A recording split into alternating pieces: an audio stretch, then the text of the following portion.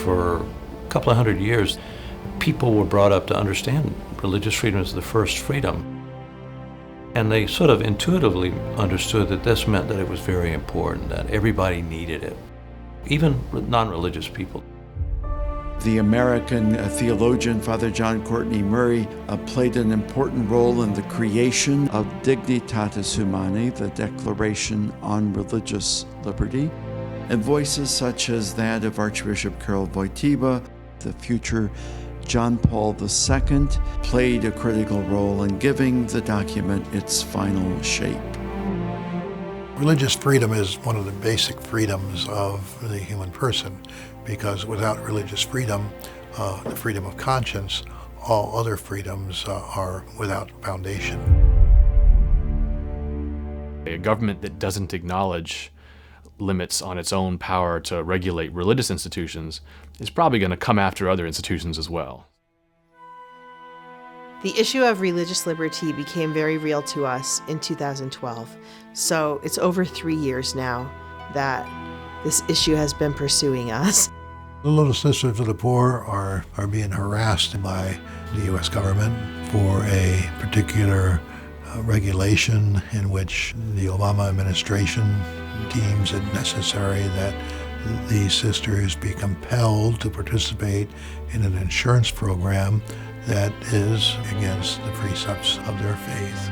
The Little Sisters provide not only the practical care for the elderly, but also there's a spiritual component and the way that they live their lives that adds to not only enrichment of the residents' lives, but to those who are in contact with them, who work with them, who just hear about them. My dad is a resident at Little Sisters of the Poor in Washington, D.C.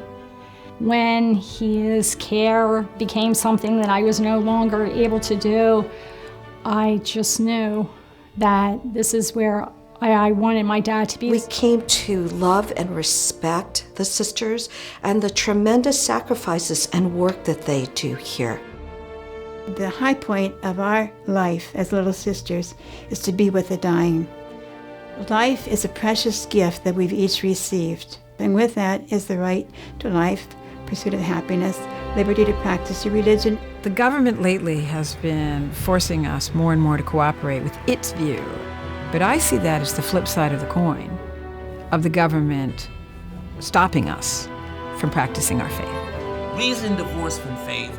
Rationality is simply an instrument to manipulate nature and other human beings and reality, which is why we've got to have faith that gives us the ability to see beyond more limited conceptions of reason. That's more than a theological assertion.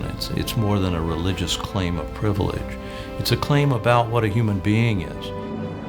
Governments that try to squash religious freedom tend to face political fragmentation, political disunity. Religious freedom means the state is not overarching and in your face at all times. When religious freedom goes away and there is no transcendent authority, there is only majority will, then the law is the only norm, and the people in power now are always the only power.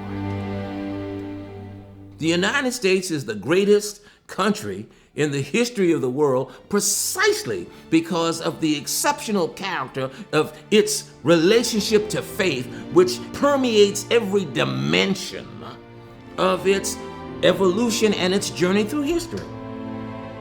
Seems to me the last thing we'd want to do in America is to move away from the model we've followed for most of our history. It is an important thing to raise up a new generation of Catholics that understand this part of our heritage, both as Catholics and as Americans. We can't love God, we can't do our jobs if we don't have religious freedom. And there are Christians around the world who are being denied that right. We have a situation of difficulty in China, of course. Tragically, we see the killings, the martyrdom of Christians in Iraq and Libya and Egypt, Syria. And religious freedom is under siege. And the symptom of it is violent torture on the basis of people's religious beliefs. If we don't have religious liberty, then there's lots of people struggling with these issues who will never see a model to live out these teachings with integrity. I think the way most ordinary people are beginning to notice it is okay in church, but don't bring it to work, don't run a business according to it, because it's no longer socially acceptable. We've just had a Supreme Court decision on same-sex marriage. It's not only the substance of the decision, but the implications of the decision. When you're confronted with a tank, it's clear your freedom is being deprived, and you sort of have an identifiable enemy. And I think what we're dealing with now is, in a certain way, it's presented as so benign. We can disagree over these issues, as we do, but just because your position happens to be motivated by religion is wrong for you to think or allow anyone to say to you, you have to be silent because you're motivated by religion. The Second Vatican Council gave the world Dignitatis Humanae, a document that explains why religious freedom is important. First, it speaks against government coercion. It makes an even more important point that the right to religious freedom has its foundation in the inherent dignity of each person, and that each person, endowed with reason and free will, is impelled by their nature and bound by a moral obligation to seek the truth, especially the truth about religion. Look at what is happening to Christians in the Middle East, which Pope Francis has called genocide. Look at the nonviolent but increasing exclusion of religion from the public square closer to home. The Holy Father's words, like those of his predecessors, continue to be shaped by Dignitatis Humanae. It is a document of hope. The dignity of the human person.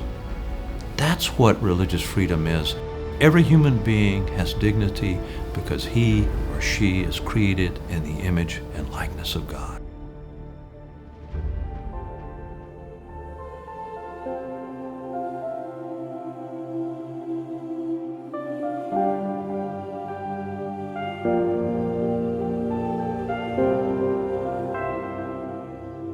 At the very time when you need faith and the language of faith, now you're going to criminalize the one thing that keep people from engaging in nihilistic forms of political violence like we see around the world?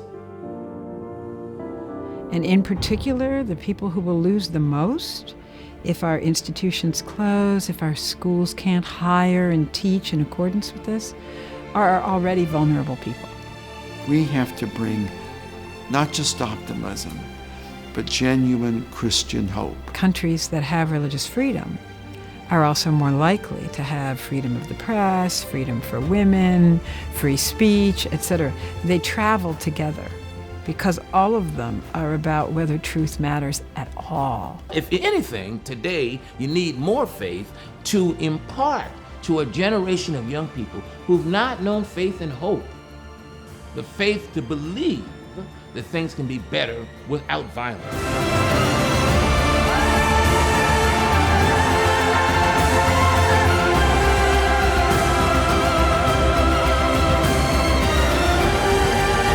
If we cherish it, protect it, know about it, and proclaim it, it will triumph.